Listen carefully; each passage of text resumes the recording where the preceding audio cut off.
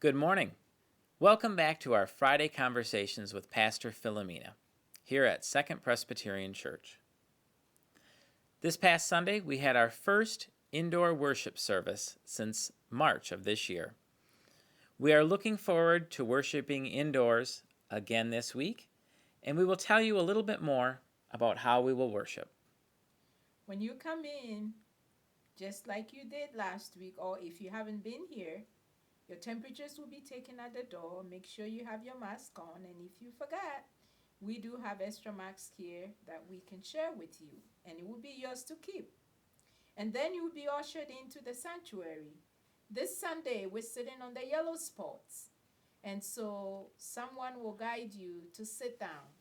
And then when worship is done and you're coming out, somebody will guide you to come out so that we can still keep our distances and worship together.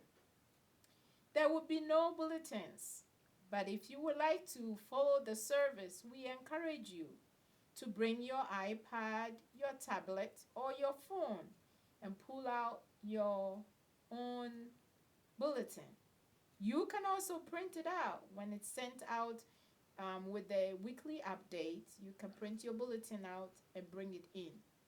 So please know that we won't have copies here for you to take into the sanctuary. So we are sorry for that, but we hope you will join us coming Sunday for worship indoors. To find the bulletin for Sunday, you can visit our website, www.spcsaginaw.org. You can click on the tab on the top that says Worship Bulletins, and they're organized by date. You can just click on the bulletin, and it will come right up on your iPad, your tablet, your iPhone. However you want to read the bulletin during worship, you can do that. You realize that when you come, we will not have announcement time. And so if you have any announcement, we ask that you call the church office or email the church's email so that we will know your joys and concern to pray during the week. We are trying to limit the time that we spend indoors, all for the safety of the virus that is upon us. And so you will not hear announcement or being called out to say, do any of you have any joys or concerns to share with the rest of the family of God here? So I encourage you to call the office as you have been doing during the whole time we were outside, and or email with your questions, your concern, that we can share. That way we can write it up in the weekly update and share with the rest of the family of God. This coming Tuesday is session meeting, and so let us take a note. October 27th at 7 p.m. we will have session meeting. And now let us hear about the nominating committee's work that is coming up. One important announcement is that the nominating committee will meet soon. The nominating committee is a committee of the congregation who elects individuals to serve on the session. In your recent newsletter, you received this suggestions to the nominating committee form. If you have suggestions of people who would make a good elder on our session, you can fill out this form and send it to the church. The form has criteria for those people to serve. You need to be an active member of Second Presbyterian Church, a strong Christian commitment to Christ and the church, and willing to serve a 3-year commitment on one of the session committees. So we hope that you'll take some time to prayerfully consider those who may be willing to serve on the session. And let us know of those names. In your snail mail, we sent you an estimate given form. Last Sunday, we dedicated some of them.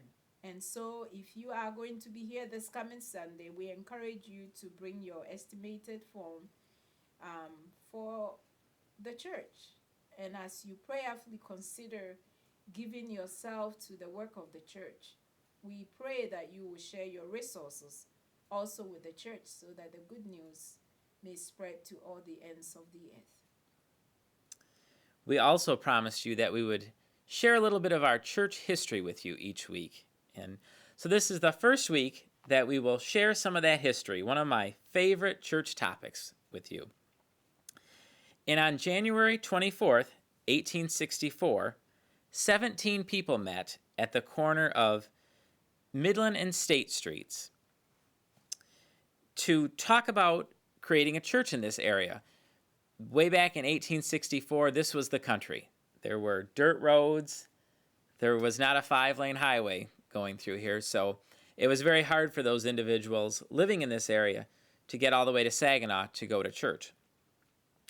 So those 17 people, many of them were Scottish descendants, met with a pastor, and they decided that to go forth upon condition that sufficient number should be found willing to unite together as a Christian church to afford reasonable promise of permanency and success.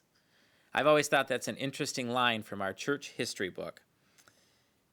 And we will learn more about those 17 people in the weeks to come. Thank you. And as we learn the history of the church, this coming Sunday is Reformation Sunday. Over 500 years ago, Martin Luther argued that when you come to church, there should be scriptures for everyone to read and to hear. And so Bible should come to the church. And with that, we will celebrate Reformation Sunday, 500 years after Martin Luther organized and placed 95 theses on the doors of Wittenberg in Germany. And so I encourage you to join us as we celebrate Reformation Sunday for all the Protestant churches around the world. You can join us on Sunday for our indoor worship or on YouTube. Just search Second Presbyterian Church, Saginaw, and you will be able to live stream with us.